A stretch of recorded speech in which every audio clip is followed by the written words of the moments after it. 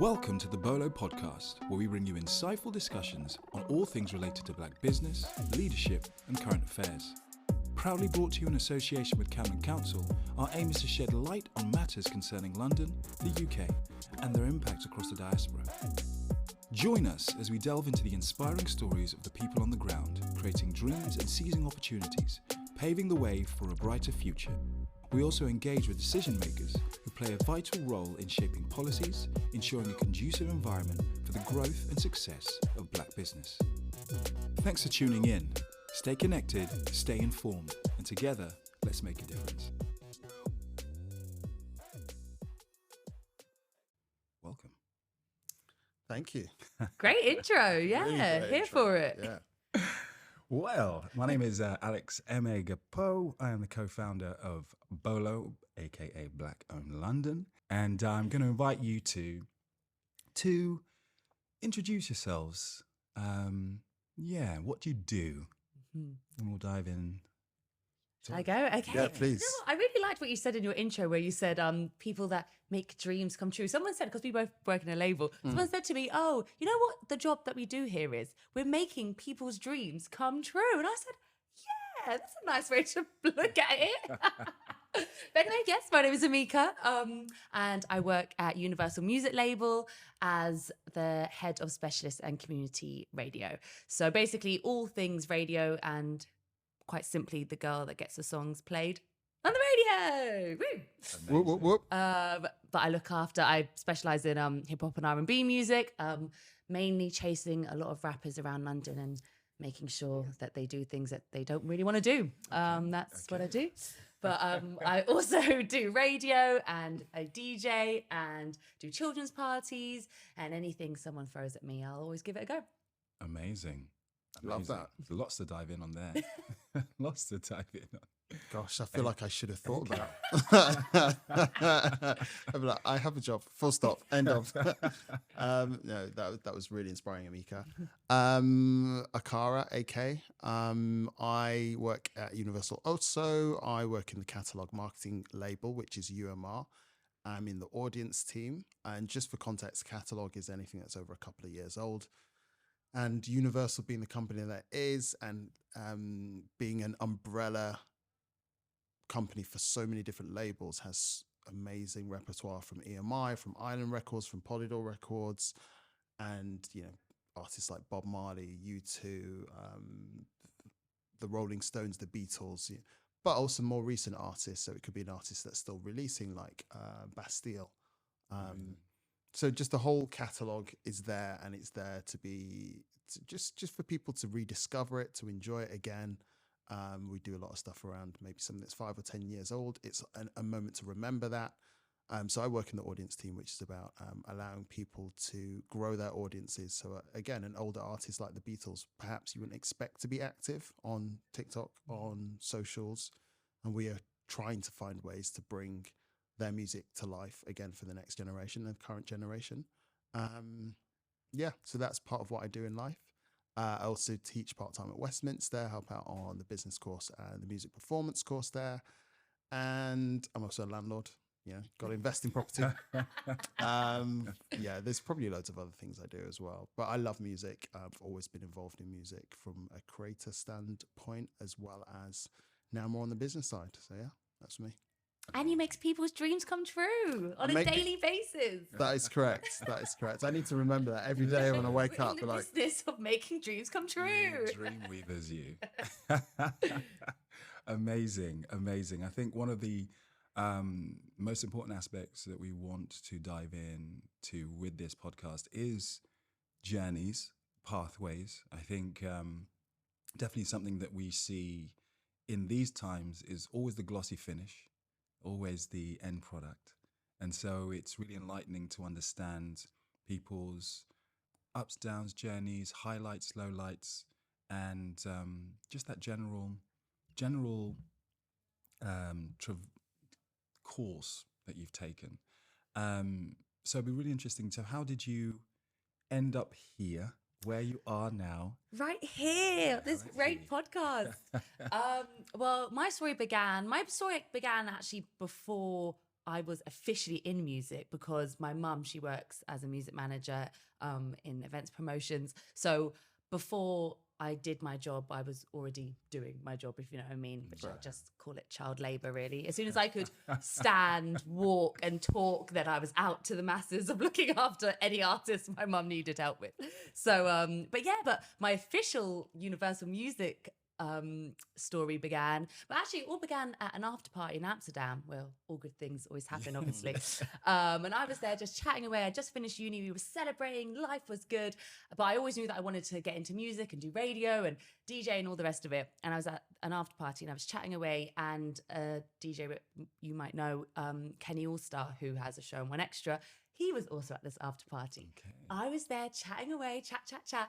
And just telling him that I really wanted to get into the business. And he was obviously very lovely, and he was at Represent Radio at the time. And he said, oh, when we get back to London, come to the station. I'll teach you how to drive the desk. And, it was basically an intro to the scene.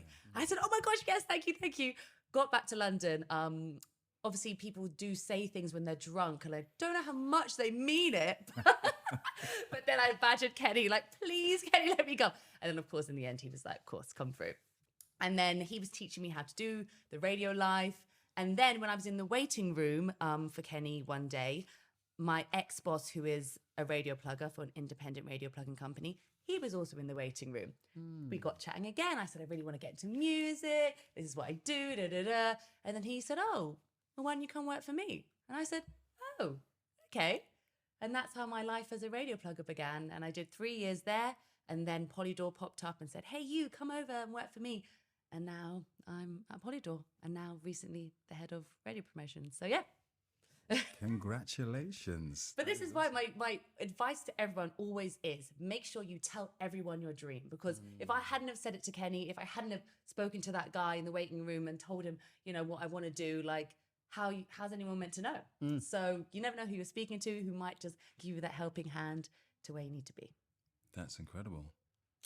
Love it. Absolutely love it. Akara. My journey, I feel like I'm still halfway through it. As I said, I really, really love music. And I grew up in a family which is very academic, very much you need to be a doctor, an engineer, a lawyer, something like that. And so I went to university doing a degree which was very much, it was computer science, it was engineering. And probably didn't attend that many lectures. I probably spent all my time trying to learn to DJ. So I taught myself to DJ, throwing parties with friends. We started an Afro-Caribbean society. We started a hip hop DJ society because there was nothing like that at uni. And essentially by the time I graduated, I wasn't a very good computer scientist, but I was a full-time DJ. So was living that life up in Yorkshire. And then one of my best friends was like, hey, if you're going to do music, London's the place to be. And I was like, okay, it is. Trust my best friends.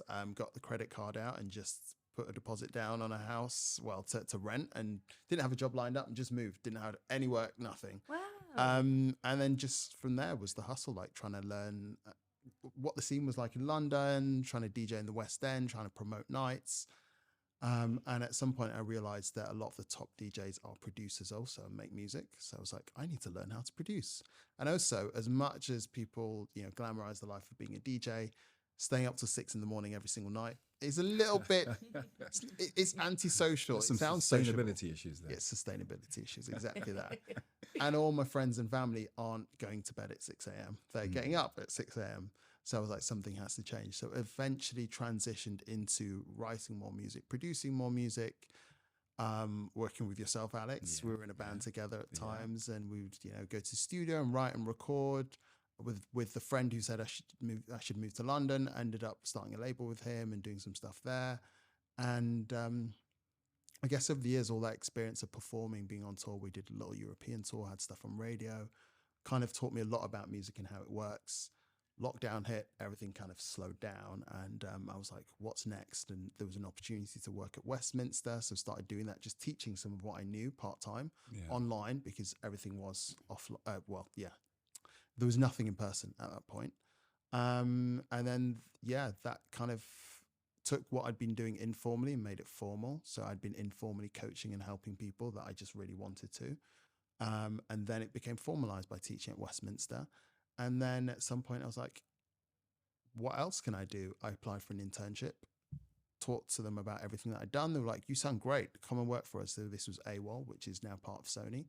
So did a year and a bit with them, ended up being a temp there for a couple of months. And then as, I wanted a role, but it had to be the right role. And that wasn't there at AWOL. So they were like, let's introduce you to our friends who work over at Universal. I was like, absolutely, please do. Went in for a chat. The role that I thought I would take, which was in line with what I was interning in, that wasn't available. But they were like, we like you. Why don't you stay? Be a temp for a bit. So yeah, carried on being a temp for a few weeks part-time. That turned into, hey, why don't you help us set up this project, which is going to be working with Island Records and Polydor Records and EMI Records. I was like, all right, cool. I don't know what I'm doing, but I'm going to help set up this project. Then it was the project set up. Why don't you come and do one of those roles? Don't know what I'm doing, but okay, let me do one of those roles. Did that for a few months, and then eventually, essentially the job that I originally went to Universal for opened up, and they're like, "Hey, do you want to do that?" And that's where I am now. Wow. So yeah, Good story. Isn't it? Isn't it? Both of you have incredible stories, in fact, and literally just been writing, scribbling notes, and there's three things that kind of stood out with both of you, and I'd love to explore that a little bit more from if it was something pointed or if it was something that just naturally occurred. But things like mentors, networking, and the learning of new skills. So I guess like pick any of those, like learning of new skills. I think, you were introduced to how to run the decks and you continually looked to upskill. Has that been like a focused thing, or has it just been a coincidence that you've literally just found joy in learning something and just gone for it? What's it been for you guys? Well, mine was definitely a coincidence. I mean, shouting out Kenny All-Star each and every time because he literally just introduced me to a whole new world. And if it wasn't for him, like, I wouldn't be where I'm at. And so when you say like a mentor, like you really do need, or it does help to have someone just, give a helping hand. And once you give a helping hand to everyone, it just can change someone's life in such dramatic ways. Even if it's just a small thing, like I just thought it was just a really nice thing for him to do. So, yeah, I think I knew I wanted to get into music. I had no idea I'd ever be a radio plugger because I don't know if anyone writes out what I want to be when I'm older. When they're 8 years old, I want to be a radio plugger. But this is just where it ended up. And it just so happened that the pieces of my life brought me to this, but total coincidence, but I love it. Amazing. yeah. I didn't even know what a radio plugger was at age 8 Or 18. Or 18. I didn't know what a radio plugger was until I actually got the job. I was like, oh, this is what we do. Like, I just thought DJs wake up and just, choose what they want to do, which they do, obviously.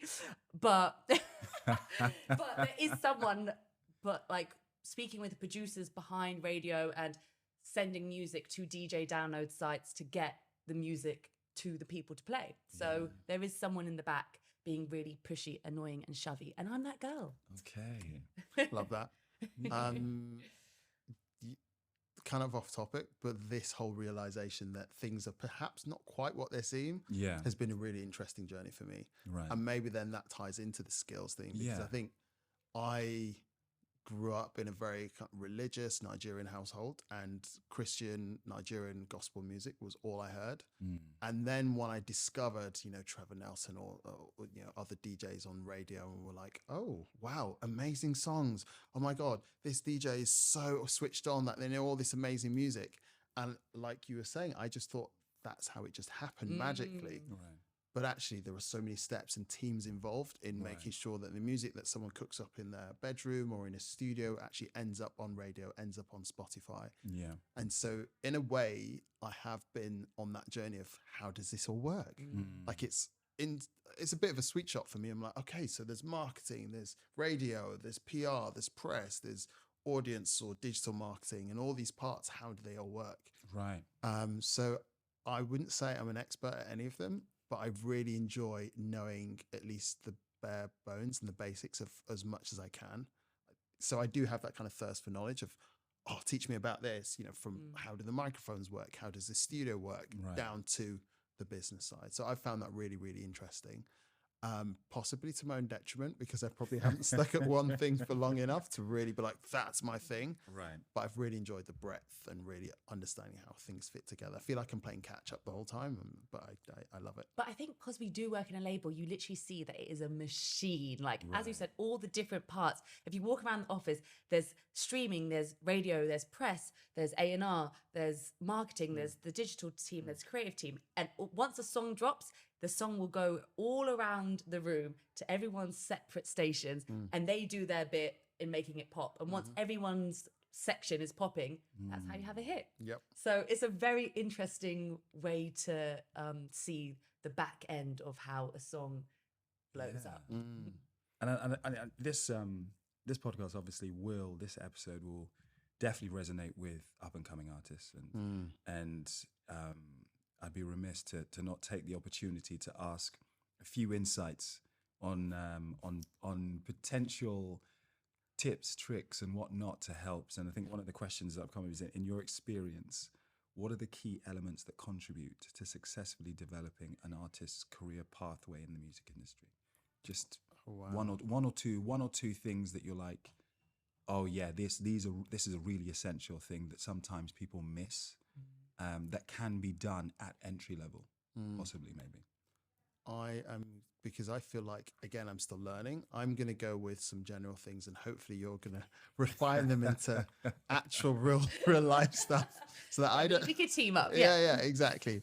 But for me, the couple of things that jump out are a real dedication to whatever it is that you do. So if you feel that you're a great songwriter, really dedicating yourself to being a great songwriter.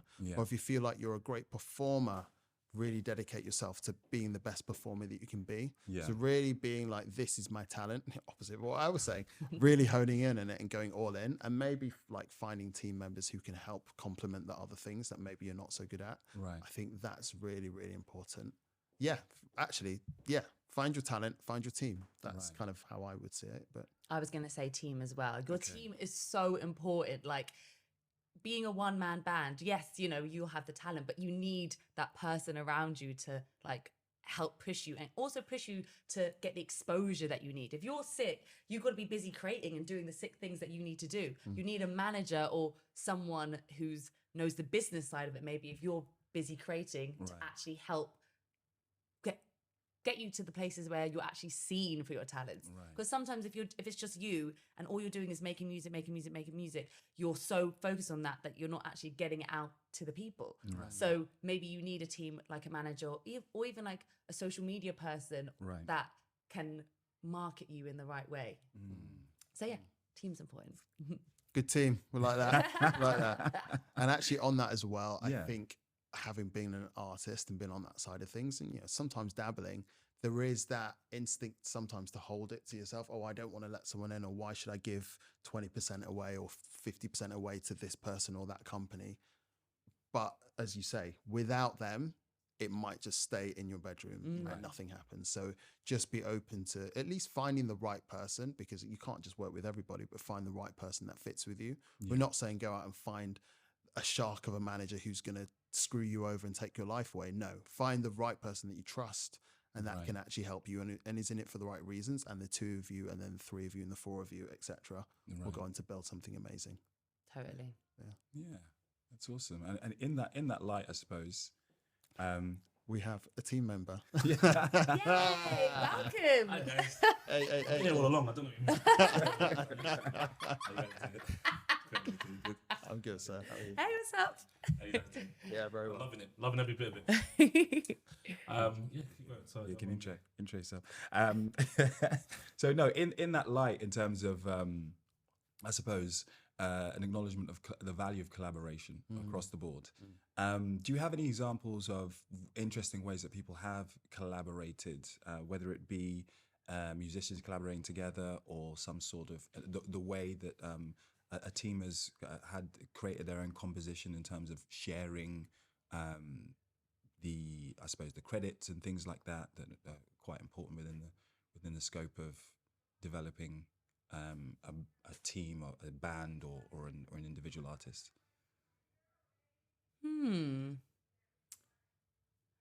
I mean, I know it sounds like a funny way of doing it, but people like when you see Dua Lipa Right. and even Ray as well, like, and there's also Mabel, the team that they have a lot of the time is their family.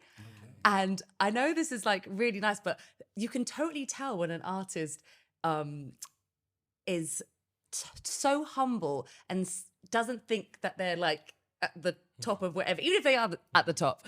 But having a family that's also part of your business and kind of, it really does keep you grounded. That's why the Kardashians are so great as well, because they have a family around them. So once you have that team that you actually trust, which you said, that is the best collaboration, I think, because it actually really helps you trust the people around you and keep you kind of level-headed. Could you say maybe a sentence or two on maybe the difference you've seen? You know, you don't have to name names, but it'd be just be interesting to me personally. Well, it's just when you're kind of an artist, maybe their management isn't so great. The way that they might not be so committed to things and thinking that they don't have to do this, or maybe not treating people as people, and the people that are working around you maybe just not really giving them the time of day, or maybe the things they should be giving the time of day. I don't know, but I think because you're swept up in your success and hype, you actually forget that there's people around. But when it comes to families that are also involved, it just brings a whole new wave of just like, we're all in the same level. And yeah, I can just see quite a difference. Nice. But I will not name any names, of course. Thank you for protecting modesty of everyone involved. And actually, you said off camera that previously that your mum helps you out sometimes, and maybe you've seen a little bit of that for yourself. Yeah, I agree. Actually, yeah, she works in the reggae music world, and is also a manager. So a lot of our things overlap. So that's helpful for me. Love that. Love that. And very nice. Incredible. For me, team has been just the most enjoyable experiences. So we've done nights, 2-3 of us, and with other people who, amazing people that I still hold very fondly today, where on our own it would have been nothing, but I remember putting on a night or two where it was just musicians that I've worked with, and it was a song that I'd written with this person, produced with that person, someone that my mate Dave, who's an amazing musician, who's on the keys on certain tracks, another mate Manny, who's amazing with bass on certain tracks, and just people like that just all coming together and it just being a team effort. So whilst I was doing a lot of the heavy lifting, they were also doing the heavy lifting, and it just meant we could do like 2 hours of music. I don't think much of it was released, but it was just a vibe, and everyone really enjoyed it. And even to this day, like I was out for dinner with a mate last night, and he was like, "Oh my goodness, those nights were some of the best nights I've ever been to." And that was just the team. Just, it wasn't a big company. It was just a load of friends getting together and doing what we loved, and just really, really special memories. Oh, I have another one now. Go. All right, go on. To help, if you are an up-and-coming singer, that is a great collaborative thing that you should do. If you're an artist, it's always very good to have yourself your producer. And if you're a singer and you have a producer, and say you work together and you know each other so well, like you see it with Ice Spice and her producer is Riot. So every time she does a song, she's stop playing with them, Riot, and that's the intro. And that's because she has a synergy with her producer that he knows what she likes, she knows what he does, and they work so well. So all her songs have been hits. Same with J Hus and J5. They came up together. Like, if you're an artist, find your producer and just go ham with them, because then you can actually come up together and put out your project. Same with Suspect and Flyo. They did Flyo as producer. He had a sick project, and it was all Flyo who did the production. So once you have that synergy with your producer as well, you can make some bangers and come up together, which will be nice. That's amazing. That's really poignant, because I think there's probably, off the top of everyone's head, we could probably come together and think about 50, 60, 100 artists who've done the same thing. And once they become established, it's a very different matter. Do you know what I mean? And as an artist, you find your flow, and the producer start to can work with you, and you get given beats or given stuff. But what you talk about there, the synergy, is so important, because I think a lot of people think, oh, let me grab somebody, and this person's about actually most projects for most up and coming guys who've then become amazing later on. It was one producer. If it was 10 songs, it was at least 8 of them were one producer. And yeah, that's a really interesting point. That's really, really true, because that resonates with me highly, because all the artists that I've ever loved, you always know their first couple of projects, it was one producer. One producer. Which might seem like a weird thing, but it's like you said, it's like finding your team. It's finding, it all makes sense to you. Do you know what I mean? You know, we've made music in the past before, and it's funny, you know, when someone says something to you or cues you, if someone gets it, it works. If someone doesn't get it, there's no point in me saying, yeah, like this, and the person's like, I don't get it. And then and you're both just looking at each other like, take 70. Like, I don't even like music anymore. That's how it starts to feel. That's how it starts to feel. Whereas if someone kind of goes, you know, and they're like, oh, I see what you mean. Like, even though everyone else is like, that made no sense, but you have that understanding. So I think that's a vibe. No, for real, I think that's a really cool vibe. I don't know if you guys have talked much about the business side of things, and how important that can be. Because I think for me, I guess it's difficult when you talk about music as an art form, to talk about business, because it sort of seems immediately, if you start talking about business, you're a sellout, or you just care about the money, which I'm sure some people do. But I think advisory wise, it's important to understand how important the business side of it is and what you're trying to achieve. Do you know what I mean? To make yourself sustainable, if that makes sense. So I don't know if you guys have any views on that, in the sense that what advice you'd give people, how they would do things from a business perspective, to make it saying what they should expect, what they shouldn't expect, because as we talked about in other podcast episodes, the expectation changes because of socials. You know, you see someone up and you're thinking, I swear they only came out last week, but you weren't there for the open mic nights. You weren't there. You weren't there for all. You didn't see the struggle, man. You wasn't shooting with me in the gym. All that. You weren't doing all that. So, you know, in the sense that you weren't there for when you had like nobody in the crowd and the rest of it. So just assume it's that way. But I think there's lots to be said about that expectation and the business side of the expectation as well. So is that, you know, when people think about, you know, someone sees things happening, they think people are getting lots of money, and not understanding what that means as well, and how to have your ducks in a row for those types of things to give you a chance to succeed on a bigger level. So if you guys got any insights into that, So many insights. I know you do 100%. We've had some conversations in the past, and this man is like, listen, that's not possible, that's not feasible, stop wasting your time with that. And it's funny because obviously for me, you're a very artistic person anyway, but you're also very much a realist. So yeah, and I think that really helps. It doesn't always work. Like, I definitely chatted to artists and musicians now who are immediately suspicious, because they're like, oh, you work for a major label. And it for me, that's a little bit sad, because I come at it as a passion, right? I come at it as someone who loves music and loves musicians and loves people. And it makes me sad if that doesn't come across. But I also understand, having been on that side, where if someone approaches you, you're just like, what? No. You're not taking my stuff. You're not trying to screw me over, and just being no. Whereas if it was another musician, I'd just have been, oh yeah, come, let's go collab, let's vibe. Potentially wasting time and making no money, but I was much more open to it. Vibes. Yeah, I think ultimately you have to go with people who you trust. Family really helps, as you were saying, Amika. If someone's been personally introduced to you through family or friends, that is really, really important. Because then it can be, okay, I respect them for what they can help me with in the business, but also I know they are not a shark. I know they actually care about me as a person. I think that's really, really important. I saw a post the other day on Insta. It was about someone who was talking about being signed, you know, must have been quite young, was in a band. There were 4 people in the band and a manager. They got, I think it was from Sony, they got 100 grand plus 50 grand tour support, which again, if you've never been signed, you see a £150,000 deal, you're like, oh, that's amazing. But then he said that was meant to last 3 or 4 years.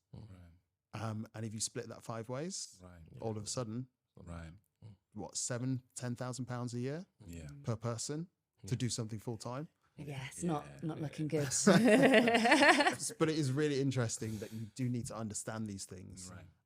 But also to get to that point, I'm sure they worked really, really hard, and they did a lot of stuff in the dark that no one really saw.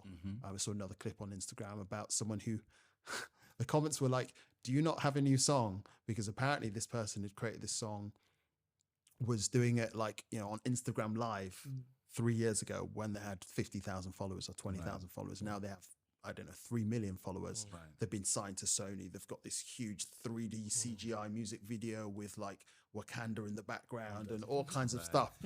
It looked amazing. But the post was literally just to say, look, if you've been with me this time, you've seen the journey, and I have more to bring. Right. But yeah, it was really interesting that, yeah, it can be that one song that gets developed, remixed. More people come on board, help you with your choreography, with your styling, with your makeup, with production, with even helping tweak the songwriting to eventually it becomes a hit. Right. Listen, if it ain't broke, don't fix it. If that's the song that people like, roll with it. Like, I'm currently working on an artist, Byron Messiah, who has a song called Talibans. And we've been working this song for months and months and months. And recently, Burna Boy just jumped on the remix. So this is like popped off across this whole summer. Like every DJ set, like this song goes off. Everyone loves it. But this is what the people love. So if they love, let's give them more love. Add some more spice into it. So now Burna Boy's jumped on the remix and it's blown. It's now blown. So I think that there is something with, if the people like the track, then you know, it just can keep rolling. I remember with Mabel Finders Keepers, we like that song, great song, but that was worked for literally like a year, like it before it even went to daytime radio. It was like, you know, it kept. You have to keep going, and more people, and the more you push, the more people hear, the more people like. It keeps growing and growing, and then so what does that look like? That worked. You said it was worked. What does that mean? What does that entail? That entails a lot of conversations with a lot of people. Like, as I said, the label is a machine, and everyone's doing their little part to play to making this song grow. So in my being a radio plugger, I'm being the pushy, annoying, shabby girl that I am, and going into the stations each week and saying, this song is amazing. It's got this many streams, this many views. It's being played in the club. So I'm basically like selling a song. So, but say if I'm working on something and it's usually like a 6 to 8 week campaign, I'm continuously talking to these producers and radio heads and DJs and saying, this is the song, this is the song, this is the song. And it goes on for how X many weeks or a year even of just like, you know, going in on a song and getting it to where it needs to be. So when I say worked, and that's just my area. So press people will be doing the same. Streaming pluggers will be doing the same. Everyone's going to their people and making sure that it is added to the playlist that it needs to be added.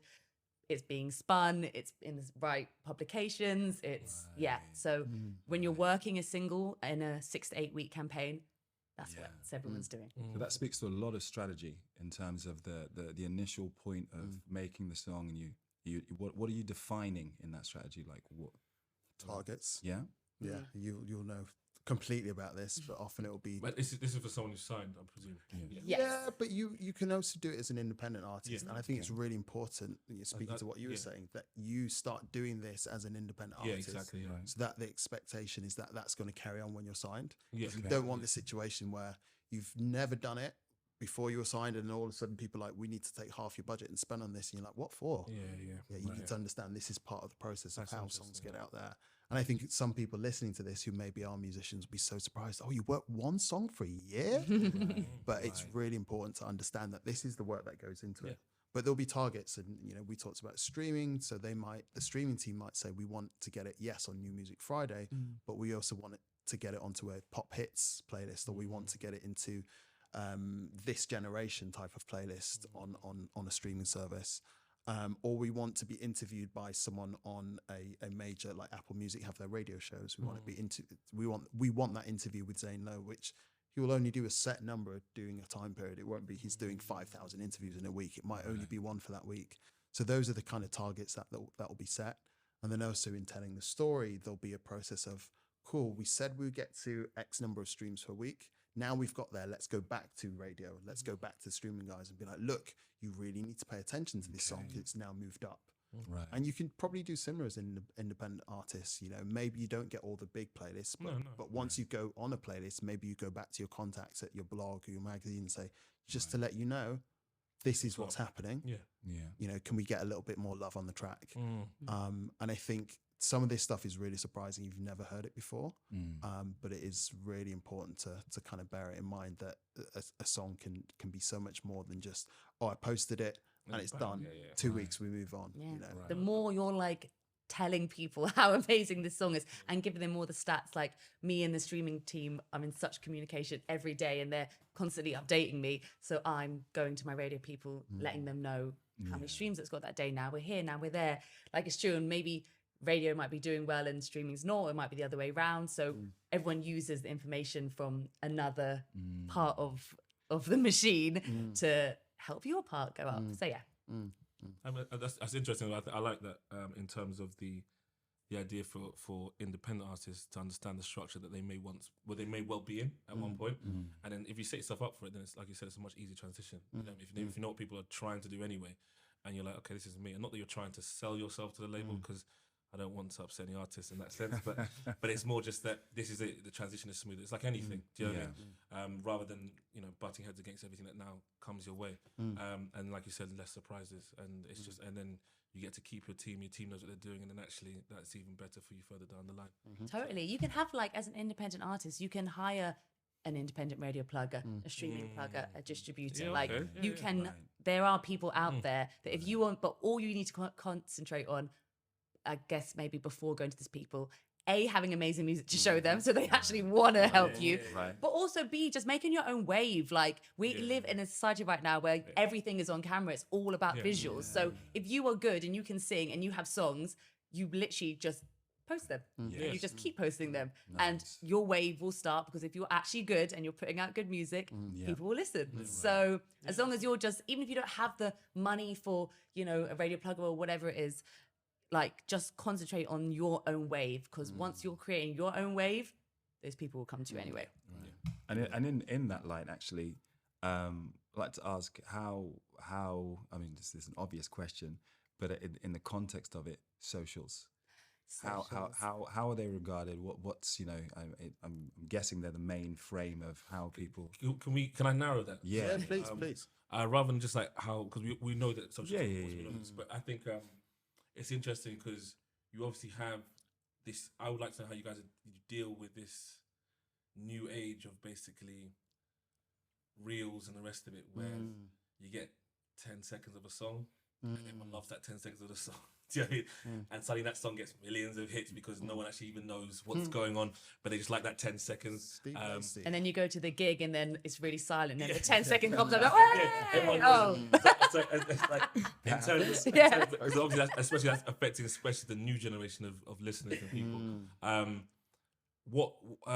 guess the question is almost like, how do you guys deal with a lot of that? How is that? Is that something that you then try to work into the strategy of the artist that you're working with? Or is it something that you guys are like, we're trying to combat this in some sort of other way? Well, how's that dealt with? I think it is back to how you start the campaign, which is targets. What are your targets?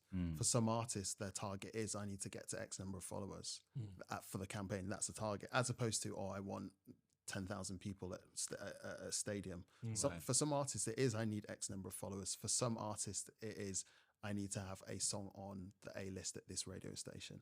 And it all differs. But if your target is that you want to be on radio, then you're perhaps not measuring it by socials. Socials might help tell the story to radio, but your target is radio, so you focus on that. But if your target is, I feel I need to be at X level on socials, then yes, we will be looking at that all day because that's the target. And I think it is really important for artists, going back to where I started, like, figure out what you're really good at, and then use that as your thing that you go for, because certain people are just not good on socials. Yeah, that's what I mean. It's so like, how annoying in this world where everyone's talking about socials. What if you're just like not naturally good at it? And some people, like, when you see these influencers and like, they're literally posting like 2 or 3 times a day and they're so natural with it. I think, gosh, like, some people just got it like that. Like, and then some people don't, but yet they're still amazing artists. So then what do you do then? So that's why I guess it does help to, if, as you said, if you're a good artist, but you're not good at socials, focus on making your music amazing. And then I guess you can maybe get someone to help you with your socials and sort that part out for you, because I will say that you do need it to be out there. But if you're not the type of person that is like just talking to camera so freely, you're just, I guess, just set up your camera and just whatever you're playing or singing, it's just natural pickup. And then that's what you post if you want. Find someone to help you with socials. But it is an interesting one because not everyone's good at socials. Like, and it's so hard because we live in a world full of social media. So, Yeah, we all Go. we all spend hours on our phones, right? Like, so it's recognizing, instead of it being, oh, I have to do socials, it's no, like you as an artist, you spend hours on social media. So how do you think that your fans spend their time? They spend their time on social media as well. So please make something, whether it's yourself or with a team, as you were saying, Amika, like with a team, or maybe you end up collaborating with a certain platform, whether it's Colors or, you know, whatever the other platform is out there. So you might not be great at socials, but this platform is great at visuals and socials.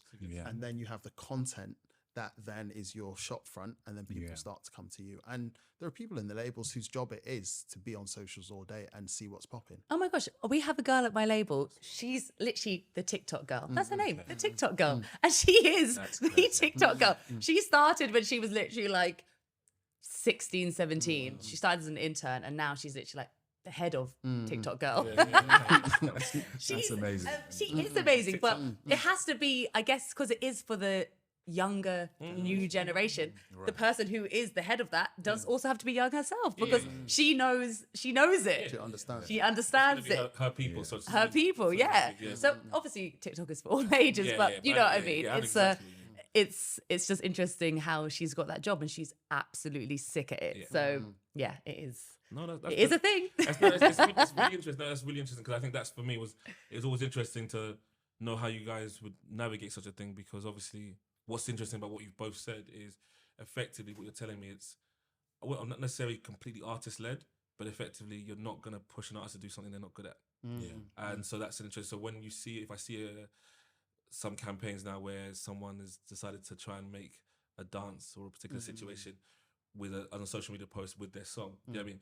Then I understand that that's what the artist would have probably wanted and gone for, and it's like looking for that. Does that make sense? As opposed to someone came up with the idea and was like, we need you to do this. Does that make sense? Do you know what I mean? And then for the artists that you never see on social media, so to speak, it's suddenly doing a dance routine. Exactly. You're like, oh, where did this come from? Exactly. So that's it's interesting hearing you guys how you guys are putting it. It's interesting that there's obviously so many lanes, but you're like, let's try and utilize as many of these lanes in the way that you're comfortable and good at. Absolutely. That makes sense. So, Every artist is different. If someone's very good at chatting, then you know that's your lane of doing it. But if you're not like that, you just have to find what works for you and hone in on that. And that can be your social media exercise.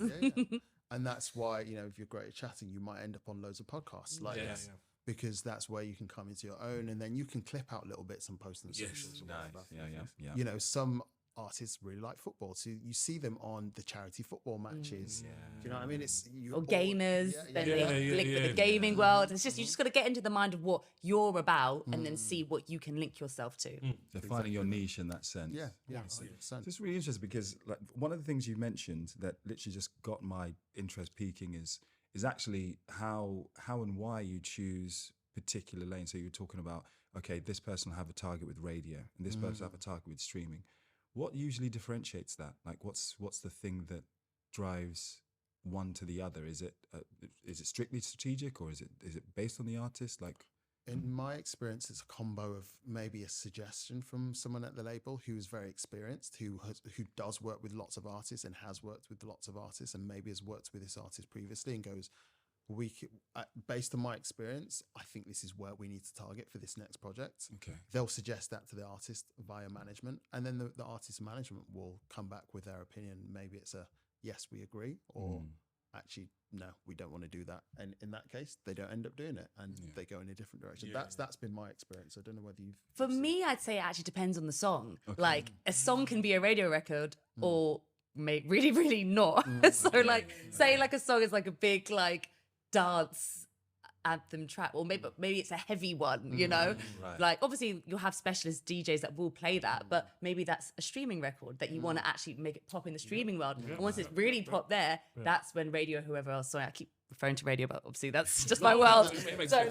So then people will take that and be like, okay, this is popping in that area, let me take it to this area. So but then also sometimes, you know, there is really great daytime, easy listening, happy, floaty records that work great for radio. So people say, okay, let's focus on radio for now, and then the rest we'll see how good that's doing, and then hop on board.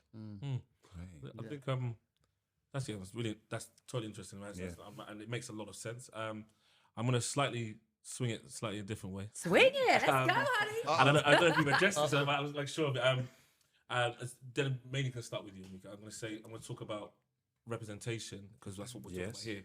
But from a female perspective, and in the sense of something that interests me. So, and even in your opinion, do you find that before everything, obviously, your experience working in the music industry in terms of how male dominated it is or how female led it can be, and your experience in that sense, but also in terms of who works with who, do you feel like it's better synergy if female artists are working with a female team?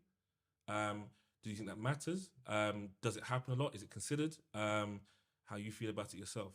So I think there's that as well. So both the side of representation within the industry and not for just obviously things as simple as artistry, like as in everything down to whatever job you might do. Do you know what I mean? All the way down to everything as an intern, all the way up to TikTok girl.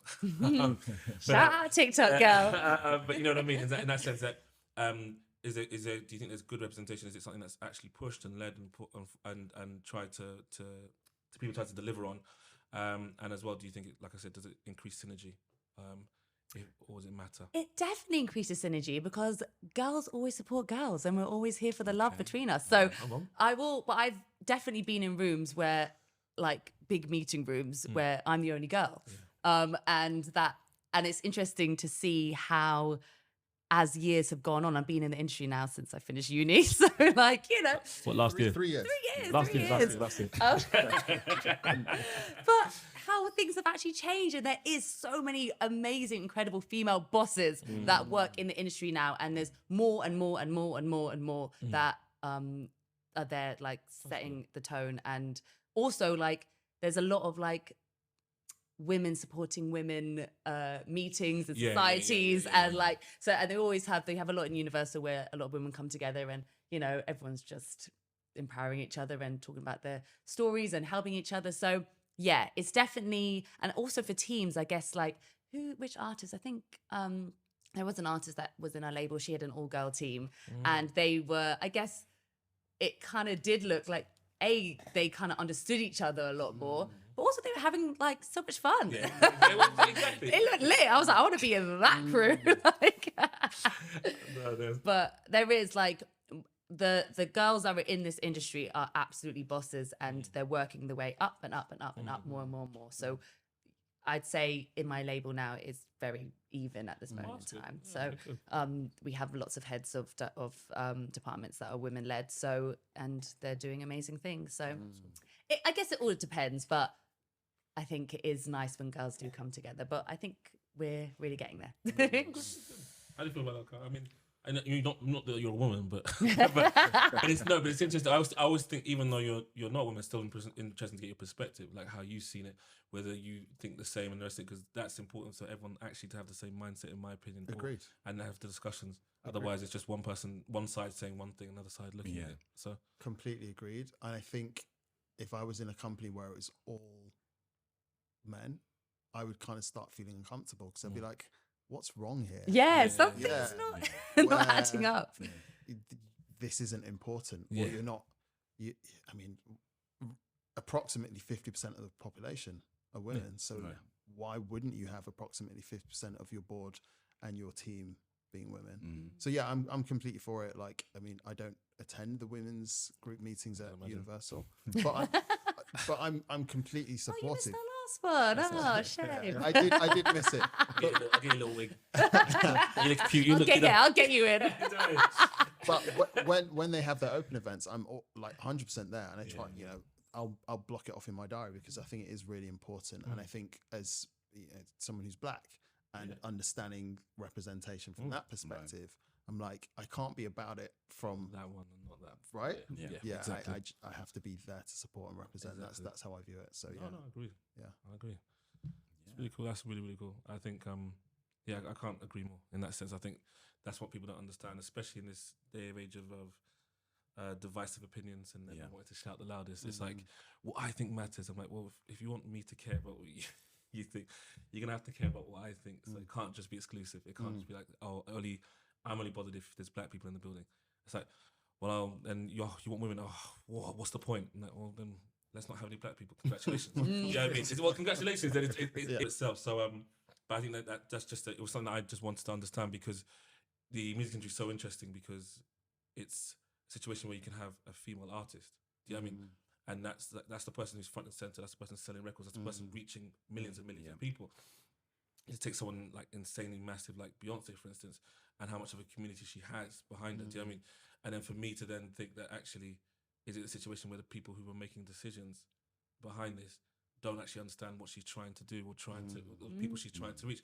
And I think because we've had other people in other episodes, when we talk about representation, and there's that aspect of just understanding, like almost without talking about it. Do you know what I mean? Yeah. What that person might be feeling on, or going through, or their experiences, or what they're looking for. And that happens in that situation with gender and the rest of it. So, and just because obviously for men, it's like, yes, it's been a certain way for ages, it doesn't actually mean that that's the way everyone wants it. It's just been that way. Does that make sense? Yeah. So that's why it was interesting for me to see that perspective. And it sounds like things are going in the right direction. I think they are. Obviously, there's still work to do. Don't get me wrong. Sorted. Always, we're done. We Today, win. guys, I like to announce. It's over. It's done. But we're definitely going in the right direction. We've solved it. We're good. Mission complete. Literally. That is hilarious. In that, like, we actually slide into, I suppose, the black conversation around. There's obviously an ongoing conversation around artistry. The front end being, black music, and the utilization of our culture for ourselves, but then at the higher levels where music is run, you guys can I guess give us an insight into how what's being done for better inclusion, diversity at those decision levels, and if it is important, what's being done, and how you feel pathways are being opened for people to get into those positions within, I suppose, Universal. I can speak a little bit for Universal, but also wider. Having, as I said, worked a little bit at AWOL, which is part of Sony now. I think it for me, it's not exactly the same. So I'm presenting two sides of it. I like to play devil's advocate. Right. I think with gender, it is pretty much 50% women, 50% men in the wider population. Right. Pretty much. So for me, you do need to have that same kind of equal split at all levels. I don't think we're there yet, as you were saying, Amika. But I think, from my experience, the label I'm in, the two presidents are both women, which is amazing. And you see that across some of the labels at Universal as well. And I think that's really, really good to see. At the same time, it isn't 50% black, 50% white in the wider population. Yeah. Which is so whilst I would love to say that 50% of the execs and the presidents at Universal are black, that actually wouldn't be representation. Yeah. Whilst I would love it personally, it wouldn't be. I don't think we're there yet. We do have black presidents at Universal. So yeah, I think we are part of the way there. There are execs at pretty much every level who are black. And I think that, again, that's really, really good to see. And I think you made a point, Amika, about women having a team, having a great time, smashing it. And I think it just reminded me that we have so many talented people from every walk of life. And actually, yes, people do need to be given opportunities to go in and show what they're made of. And if it is always the same people at the top making the same decisions and hiring people that look like them, then you might not get that. So yeah, I think it is really, really important that we give opportunities to those who haven't been represented. And then hopefully we get a better mix that represents the society outside of the company, that being also reflected inside the company. So that would be my dream, my goal. But I think we're on the way there. I wouldn't say it's perfect. But yeah, I think we're on our way. Yeah, agreed. I think that if you look at like what's popping right now, like Afrobeats is like the biggest genre in the world. And like, so even what you said about decision making when it comes to this, like who makes the decisions on what we focus on? And now what I'm seeing across my years is that now way more focus is being put on Black artists and rappers and Afrobeat artists, and it's like now it's like this, it was this small bubbling genre, not small, but you know what I mean, not where it's at now, but now people are paying attention when it is a sick Afrobeat artist that wants to be signed, or you know, so I think it's just about where the conversations and the focus have now changed, which I'm seeing are changing from when I started out to now. There's actually more eyes on who's the next big Afrobeat star, which I don't think that people would have really cared much about, like say even just a few years ago. So 100%. I think in that sense, the conversation is changing, which is good.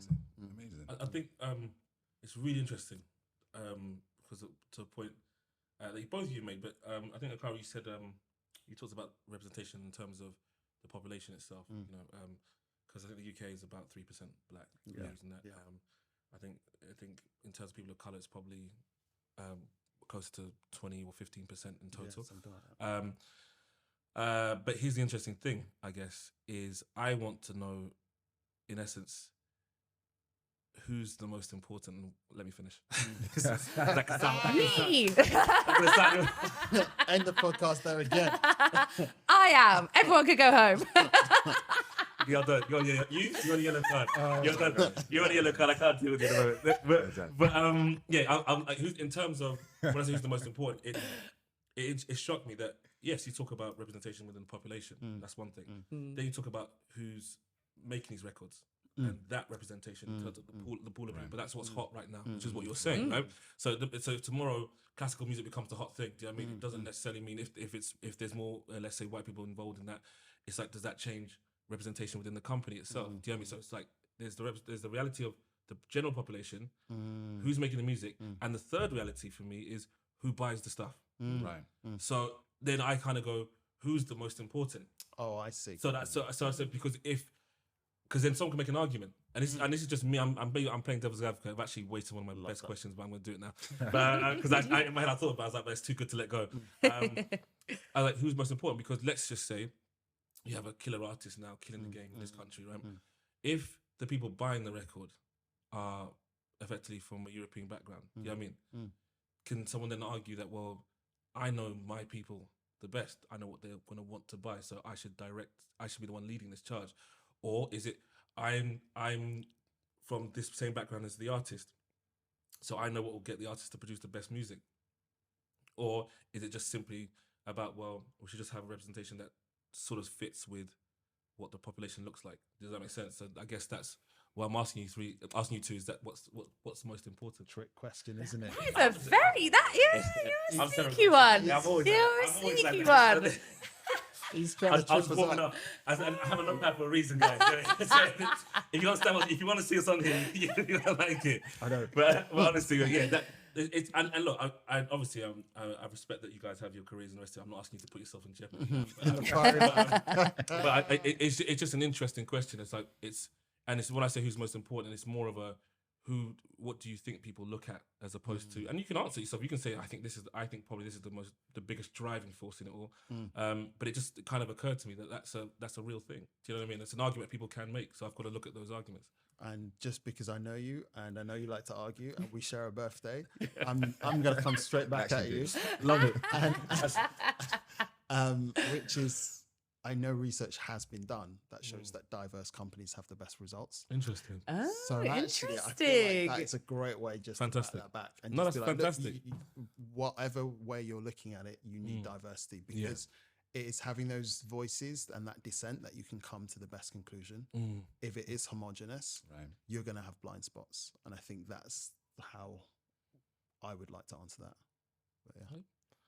Amika? Yeah, no, but what you... Don't drop the mic. We got a lot of mics, don't drop any of them. They're very expensive. We've only got 3 mics now, guys.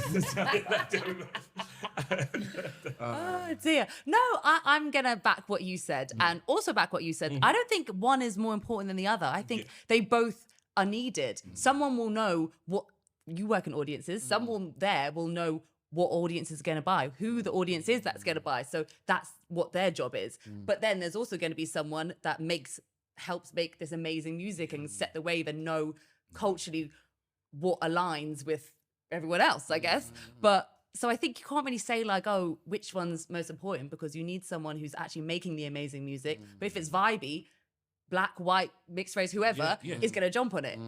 I would actually really argue that the person who's making the music, and I guess someone who is helping execute it is, and they're obviously, you know, people of color, that's where the vibes really begin. And then if that vibe is really vibing, the rest of the world will just jump on board. Perfect. like that. No, great answers, guys. Great, like that. great answers. That's literally perfect. That's funny enough. Yeah, actually, the next segment of the show is actually something called "Prove Me Wrong." Oh, Okay. But honestly, just before I go into that, I think those are both perfect answers. I think for me, it's educative for me. You know what I mean? Because it's something that I just think about, and I think so. Actually, I like to ask those kind of questions because I don't just run to, you know, in a day and age where inclusivity is important and we want it and we want representation, but I don't just jump to it as a kind of, it doesn't matter, just literally, exactly, because it becomes tokenistic, and I think one of our things at Black in London is that we don't like the idea of tokenistic gestures, do you know what I mean? Because it needed to have meaning. Otherwise, it's a pointless thing, because that means you could put someone like you two guys, as far as I can say, are amazing at what you do. Do you know what I mean? So, but then you're amazing at what you do, and you're people of color, not you're a person of color, so we put you in a job. Does that make sense? And I think that's what I don't want. So, and because it takes away from the work that you guys are actually doing. Does that make sense? So that's why I always say tokenistic gestures are more harmful, I think, than helpful. Because there's always been trailblazers in every industry, and they're proof that it can be done. So rather than, if you like, I feel like insult them with tokenistic gestures, it's like it just proves that we don't need to. If you hold some, let's say, old school ideals, do you know what I mean? You can let go of them because there's proof, living proof that it doesn't have to be that way. Do you know what I mean? And that's great. So yeah, so the second part of this, this podcast is something called Prove Me Wrong. This section's called Prove Me Wrong, where myself and Alex will be playing devil's advocate, asking our hosts questions close to their heart, giving them the opportunity to navigate the tricky waters of today's whataboutism and the ignorance posted in most comment sections. I'm going to basically ask you guys each a question. And listen. But the thing is, to us, first off, I have to be clear, these are not my views. Do you know what I mean? Because I have to say this because everyone literally looks at me and I start asking questions. Everyone's like, oh? I'm like, what? I'm like, no, it's not my view. I'm playing devil's advocate. Okay? Is this a quick fire round? No. That comes after. That comes after. So, do you know the show? Yeah, I'm like, don't ruin it for me. I'm reading your notes over there. I'm going to call it something else. Slow fire. Yeah, I'm like, yeah. No one predicts me. Nobody. But yeah, so and the funny thing is, to be honest, you guys have actually it's really hard to come up with questions because you answered loads of questions, and I'm thinking, okay, that doesn't make any sense anymore. And but I think if I'm gonna ask a question to you both, I think what I'm gonna do is I'm gonna go with I mean, I'm gonna ask tension. I've got them. Some tension. It is. So, to counter, let me go what you said about, you know, how a lot of artists bring, like the ones that bring family into their situations, and how you see how it helps ground them and the rest of it. I guess my concern with that, or my thought process, is that most of the time, people say there's sayings which talk about, don't involve family in business. And I think, isn't it people better qualified? Do you know what I mean? If I was a musician, I can employ my sister, or if I wanted to employ yourself, I think to myself, why would you do yourself a disservice and think that a family member could do a job better than you? I mean, I guess because everyone talks about industry and like some people have quite reserving views about how the industry can mess you over and all the rest of it. So I just say, just from what I've seen personally, obviously it doesn't mean that every family member is going to do like a great job. Sometimes they might not. But what I do know is that having someone that you trust and can communicate what you really want, because if you're kind of just like taking in the tide of like these big label execs or, you know, these offers or deals or whatever, you might feel a bit pressured to kind of go along with it. But I'm just saying it's just nice to have your people around you that you can actually have honest conversations and discuss things and process things in a safe space and environment before just speaking to someone out of your circle. Do you know what I mean? No, that makes perfect sense. So No, that's a great answer. That's a great answer. You can chip in if you want. Yeah, I mean, yeah, people who ground. You can both answer these questions. Okay. Just I start with one question. Yeah, people who ground you, I think, is really, really important. And as you were saying, actually, Martin, about that people won't just get a job because of who they are. There has to be a level of competence. So yeah, it has to be someone managing you who can actually manage, who can communicate well, you know, who can make a rational decision. You know, as you said, you don't just pull a family member in who is waste. yeah. For want of a better word.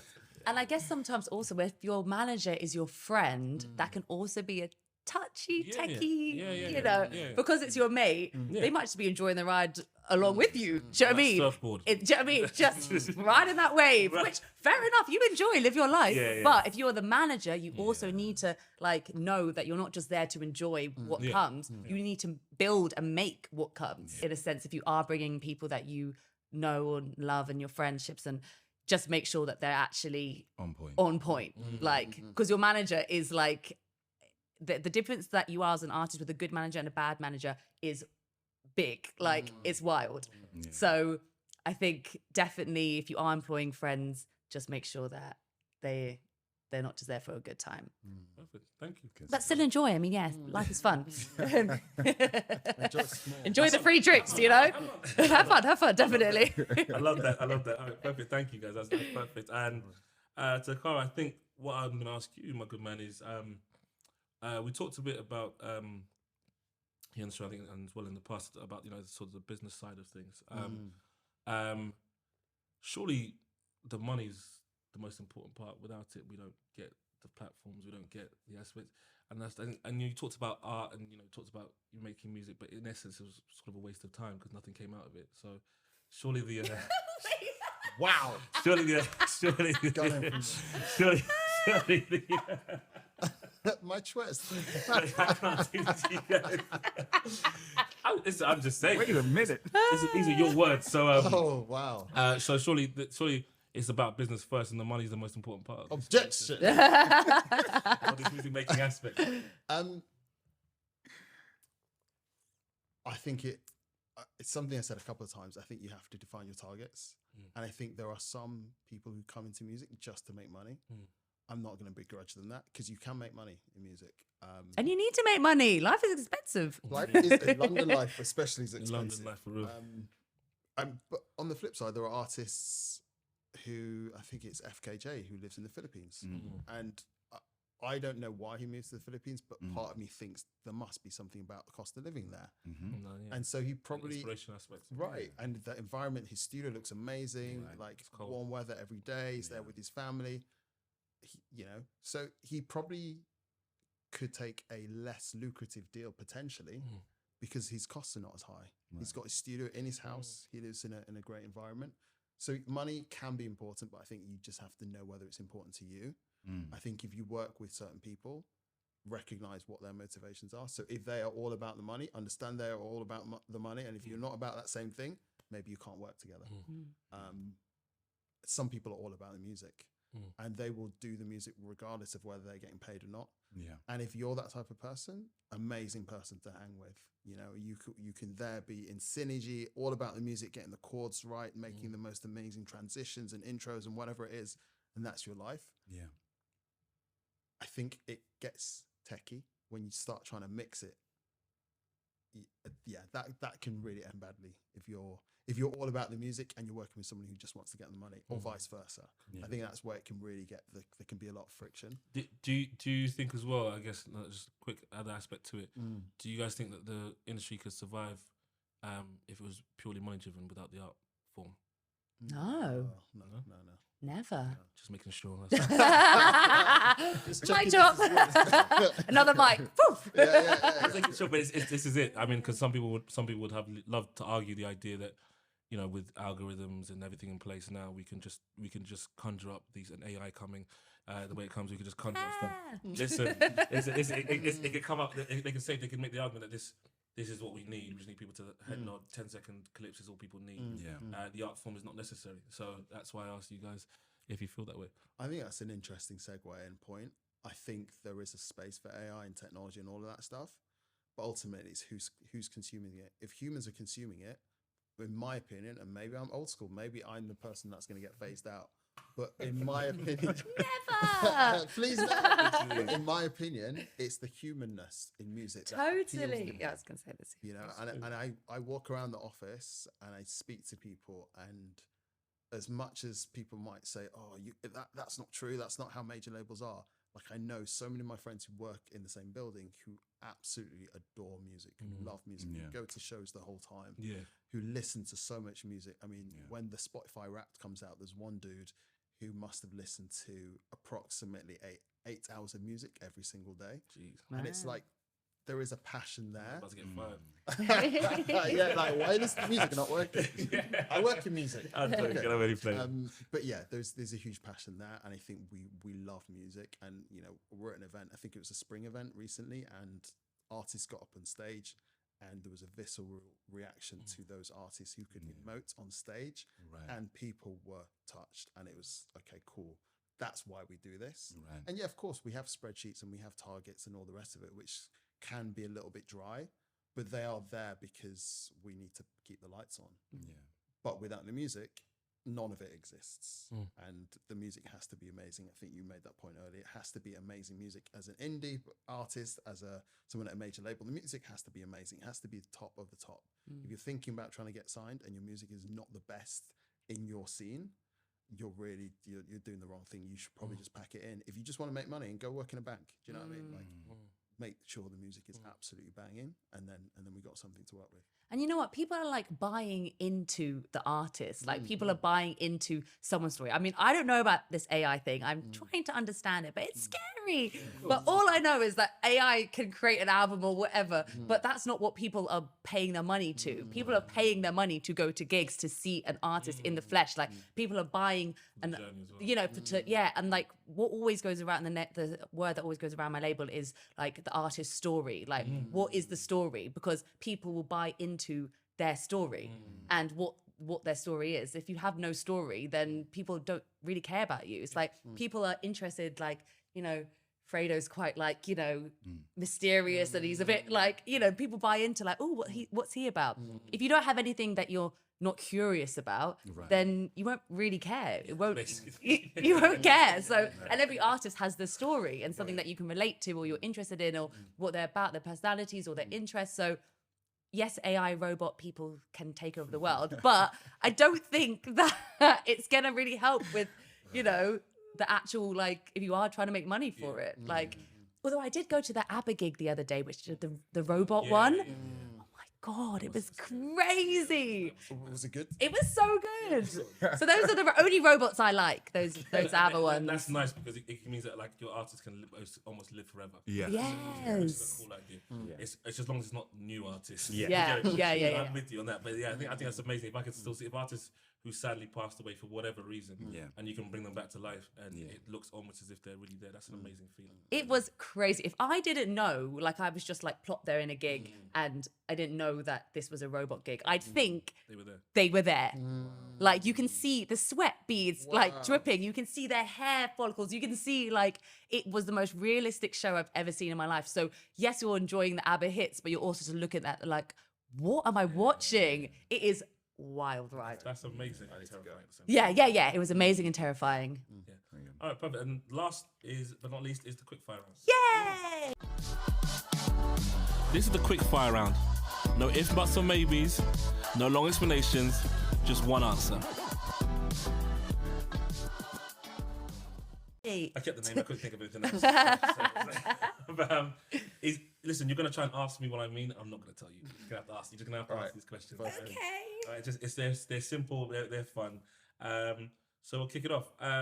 Beach or city? Beach. Beach. That's where you spend 9 to 5 or 10 to 6? 10 to 6. 10 to 6, I Stefan. love everyone's faces. You know, I was like, I can feel your day happening. Yeah. That's what time I start. Yeah. Bank or alternative finance? Bank. Oh, interesting. I don't even know what alternative finance. Let's say alternative finance. Why not? Okay. Yeah, I don't know what that is. That's why I went for bank. Why not? Let's try it. Why not? Let's try it. Jollof rice or rice and peas? Jollof rice. Rice and peas. There it is. But you are an African man and I'm a Caribbean That's woman. it. So, We've had one betrayal actually. oh, Yeah, we have. interesting. For jollof, right? Yeah, she came Yeah. up. She came up with a very happy bite. Nuclear power or fossil fuels? Fossil fuels. Oh, a nuclear. Quality or quantity? Quality. Youth or experience? Experience. Interesting. I love this question. Here we go. Oh my goodness. On the fence. I've actually, for this one and the previous, I'm actually both. But, I know you got but it. there is no both. So Gun to the head. I'm going to say experience because I'm Okay. experienced. There you go. Academia or apprenticeship? Academia, don't want to betray my people. Okay. I'm done out here. Honestly. Let's go for apprenticeship because there's lots of different ways to get into what you want to do. That's fair enough. Private or public? Public. Just, Ooh. This is again betraying my privilege. Private. Sustainability or low cost? Sustainability. all day. YouTube or Netflix? Netflix. Yeah, good answers. Brick and mortar or online? Brick and mortar. Oh.